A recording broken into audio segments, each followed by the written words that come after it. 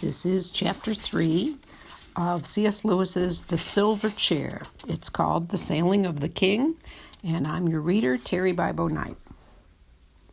What made Scrub look so dingy, and Jill too, if she could have only seen herself, was the splendor of their surroundings. I'd better describe them at once. Through a cleft in those mountains which Jill had seen far inland as she approached the land, the sunset light was pouring over a level lawn.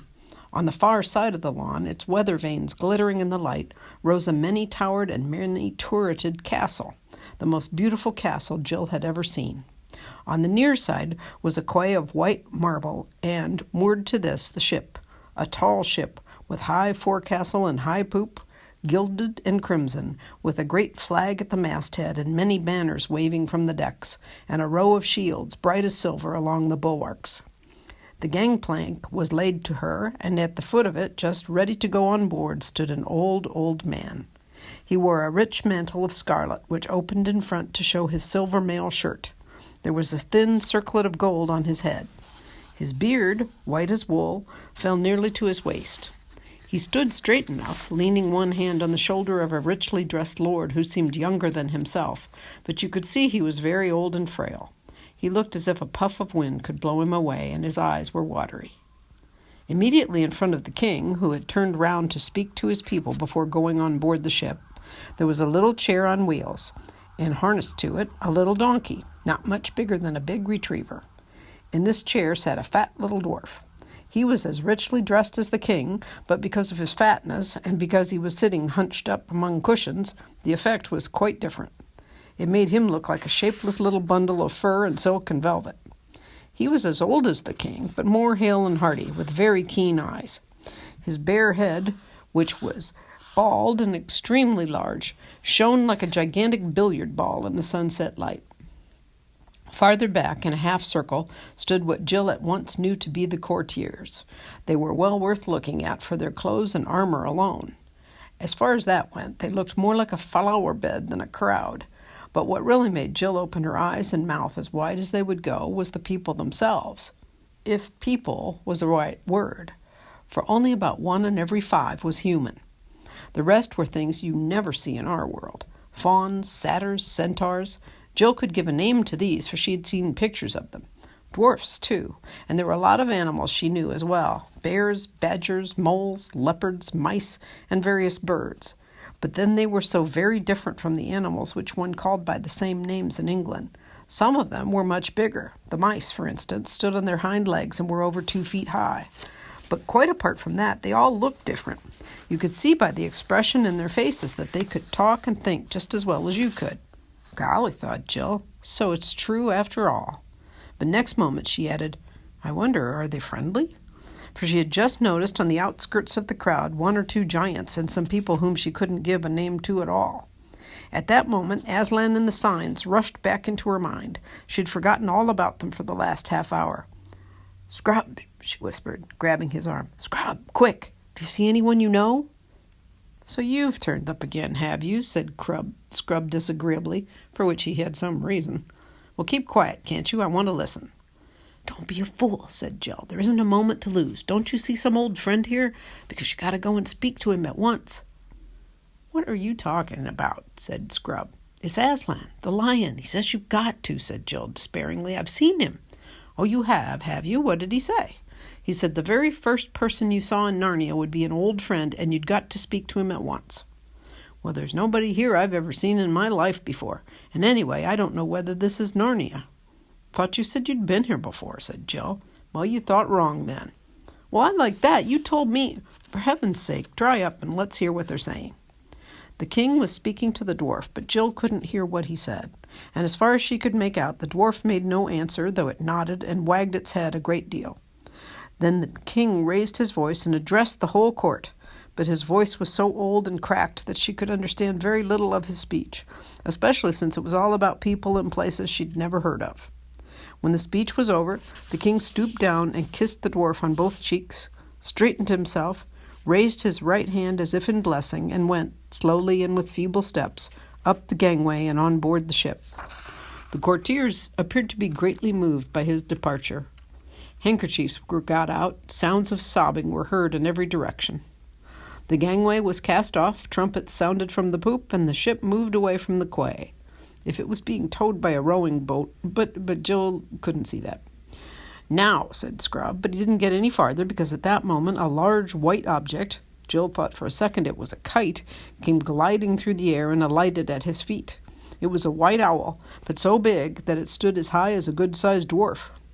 It blinked and peered as if it were short-sighted and put its head a little on one side and said in a soft hooting kind of voice, "To who? Who are you to?" "My name's Scrub, and this is Pole," said Eustace. "Would you mind telling us where we are?" "In the land of Narnia, at the king's castle of Cair Paravel." "Is that the king who's just taken ship?" Too true, said the owl sadly, shaking his big head. "But who are you? There's something magic about you two. I saw you arrive. You flew. Everybody else was so busy looking at the king taking off that no one knew, except me. I happened to notice you. You flew." "We were sent here by Aslan," said Eustace in a low voice. To who, said the owl, ruffling out its feathers. "This is almost too much for me so early in the evening. I'm not quite myself till the sun's down." "And we've been sent to find the lost prince," said Jill, who had been anxiously waiting to get into the conversation. "That's the first I've heard about it," said Eustace. "What prince?" "You had better come and speak to the Lord Regent at once," it said. "That's him, over there in the donkey carriage. Trumpkin the dwarf." The bird turned and began leading the way, muttering to itself, What to who do? I can't think clearly yet. It's too early." "What is the king's name?" asked Eustace. "Caspian the 10th, said the owl, and Jill wondered why Scrub had suddenly pulled up short in his walk and turned an extraordinary color. She thought she had never seen him look so sick about anything. But before she had time to ask any questions, they'd reached the dwarf, who was just gathering up the reins of his donkey and preparing to drive back to the castle. The crowd of courtiers had broken up and were going in the same direction, by ones and twos and little knots, like people coming away from watching a game or a race. "To who? Ahem, Lord Regent," said the owl, stooping down a little and holding its beak near the dwarf's ear. "Eh? What's that?" said the dwarf. "Two strangers, my lord," said the owl. "Rangers? What do you mean?" said the dwarf. "I see two uncommonly grubby man-cubs. What do they want?" "My name's Jill," said Jill, pressing forward. She was very eager to explain the important business on which they'd come. "The girl's called Jill," said the owl, as loud as it could. "What's that?" said the dwarf. "The girls are all killed? I don't believe a word of it. What girls? Who killed them?" "Only one girl, my lord," said the owl. "Her name is Jill." Speak up, said the dwarf. "Don't stand there buzzing and twittering in my ear. Who's been killed?" "Nobody's been killed," hooted the owl. "Who?" "Nobody." All right. You needn't shout. I'm not so deaf as all that. What do you mean by coming here to tell me that nobody's been killed? Why should anyone have been killed?" "Better tell him I'm Eustace," said Scrub. "The boy's Eustace, my lord," hooted the owl as loud as it could. "Useless," said the dwarf irritably. "I dare say he is. Is that any reason for bringing him to court, huh?" "Not useless," said the owl. "Eustace." "Used to it, is he? I don't know what you're talking about, I'm sure. I tell you what it is, Master Glimfeather, when I was a young dwarf there used to be talking beasts and birds in this country who really could talk. There wasn't all this mumbling and muttering and whispering. It wouldn't have been tolerated for a moment. Not for a moment, sir. Ernest, my trumpet, please." A little fawn, who had been standing quietly beside the dwarf's elbow all this time, now handed him a silver ear trumpet. It was made like the musical instrument called a serpent, so that the tube curled right around the dwarf's neck. While he was getting it settled, the owl, Glimfeather, suddenly said to the children in a whisper, "My brain's a bit clearer now. Don't say anything about the lost prince. I'll explain later. Wouldn't do." "Wouldn't do? To who? Oh, what a to-do." "Now," said the dwarf, "if you have anything sensible to say, Master Glimfeather, try and say it. Take a deep breath, and don't attempt to speak too quickly." With help from the children, and in spite of a fit of coughing on the part of the dwarf, Glimfeather explained that the strangers had been sent by Aslan to visit the court of Narnia. The dwarf glanced quickly up at them with a new expression in its eyes. "Sent by the lion himself, eh?" he said. "And from that other place beyond the world's end, hey?" "Yes, my lord," bawled Eustace into the trumpet. "Son of Adam, daughter of Eve, hey?" said the dwarf. But people at Experiment House haven't heard of Adam and Eve, so Jill and Eustace couldn't answer this. The dwarf didn't seem to notice. "Well, my dears," he said, taking first one and then the other by the hand and bowing his head a little, "you are very heartily welcome. If the good king, my poor master, had not this very hour set sail for 7 Isles, he would have been glad of your coming. It would have brought back his youth to him for a moment. And now it is high time for supper. You shall tell me your business in full council tomorrow morning. Master Glimfeather, see that bedchambers and suitable clothes and all else is provided for these guests in the most honorable fashion. And Glimfeather, in your ear—" Here the dwarf put his mouth close to the owl's head and, no doubt, intended to whisper, but like other deaf people, he wasn't a very good judge of his own voice. Both children heard him say, "See that they're properly washed." After that, the dwarf touched up his donkey, and it set off toward the castle at something between a trot and a waddle. It was a very fat little beast, while the fawn, the owl, and the children followed at a rather slower pace. The sun had set, and the air was growing cool. They went across the lawn and then through an orchard, and so to the north gate of Cair Paravel, which stood wide open. Inside, they found a grassy courtyard. Lights were already showing from the windows of the great hall on their right, and from a more complicated mass of buildings straight ahead. Into these the owl led them, and there a most delightful person was called to look after Jill. She was not much taller than Jill herself, and a good deal slenderer, but obviously full-grown, graceful as a willow, and her hair was willowy too, and there seemed to be moss in it.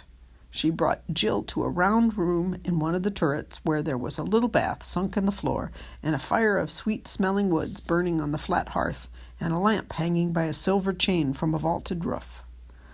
The window looked west into the strange land of Narnia, and Jill saw the red remains of the sunset still glowing behind distant mountains. It made her long for more adventures and feel sure that this was only the beginning. When she had had her bath and brushed her hair and put on the clothes that had been laid out for her, they were the kind that not only felt nice, but looked nice and smelled nice and made nice sounds when you moved as well. She would have gone back to gaze out of that exciting window, but she was interrupted by a bang on the door.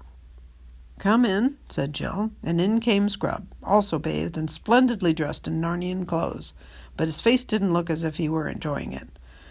"Oh, here you are at last," he said crossly, flinging himself into a chair. "I've been trying to find you for ever so long." "Well, now you have," said Jill. "I say, Scrub, isn't it all simply too exciting and scrumptious for words?" She had forgotten all about the signs and the lost prince for the moment. "Oh, that's what you think, is it?" said Scrub, and then after a pause, "I wish to goodness we'd never come." "Why on earth?" "I can't bear it," said Scrub. "Seeing the king, Caspian, a doddering old man like that, it's frightful." "Well, what harm does it do to you?" "Oh, you don't understand. Now that I come to think of it, you couldn't. I didn't tell you that this world has a different time from ours." "How do you mean?" "The time you spend here doesn't take up any of our time. Do you see? I mean, however long we spend here, we shall still get back to Experiment House at the moment we left it. That won't be much fun. Oh, dry up. Don't keep interrupting. And when you're back in England, in our world, you can't tell how time is going here. It might be any number of years in Narnia while we were having 1 year at home. The Pevenzis explained it all to me, but like a fool, I forgot about it. And now apparently it's been about 70 years, Narnian years, since I was here last. Do you see now? And I come back and find Caspian an old man." "Then the king was an old friend of yours," said Jill. A horrid thought had struck her. "I should jolly well think he was," said Scrub miserably. "About as good a friend as a chap could have. And last time he was only a few years older than me. And to see that old man with a white beard, and to remember Caspian as he was in the morning we captured the Lone Islands, or in the fight with the sea serpent. Oh, it's frightful. It's worse than coming back and finding him dead." "Oh, shut up," said Jill impatiently. "It's far worse than you think. We've muffed the first sign." Of course, Scrub did not understand this. Then Jill told him about her conversation with Aslan and the 4 signs and the task of finding the lost prince which had been laid upon them. "So you see," she wound up, "you did see an old friend, just as Aslan said, and you ought to have gone and spoken to him at once. And now you haven't, and everything is going wrong from the very beginning." "How was I to know?" said Scrub. "If you'd only listened to me when I tried to tell you, we'd be all right," said Jill.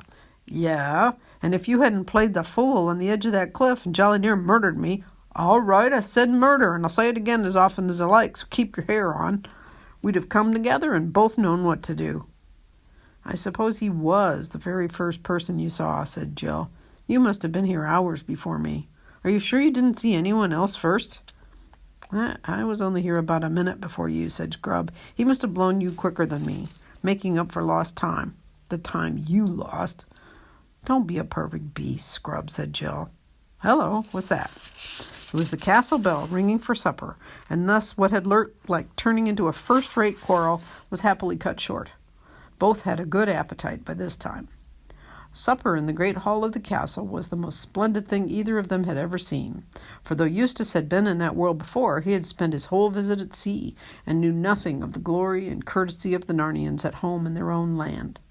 The banners hung from the roof, and each course came in with trumpeters and kettle drums. There were soups that would make your mouth water to think of, and the lovely fishes called pavenders, and venison, and peacock, and pies, ices, and jellies, and fruit, and nuts, and all manners of wines and fruit drinks. Even Eustace cheered up and admitted it was something like. And when all the serious eating and drinking was over, a blind poet came forward and struck up the grand old tale of Prince Cair and Aravis and the horse Bree, which is called The Horse and His Boy, and tells of an adventure that happened in Narnia and Calormen and the lands between in the golden age when Peter was High King in Cair Paravel. I haven't time to tell it now, though it's well worth hearing. When they were dragging themselves upstairs to bed, yawning their heads off, Jill said, I bet we sleep well tonight, for it had been a full day. Which just goes to show how little anyone knows what's going to happen to them next. And that's the end of chapter 3.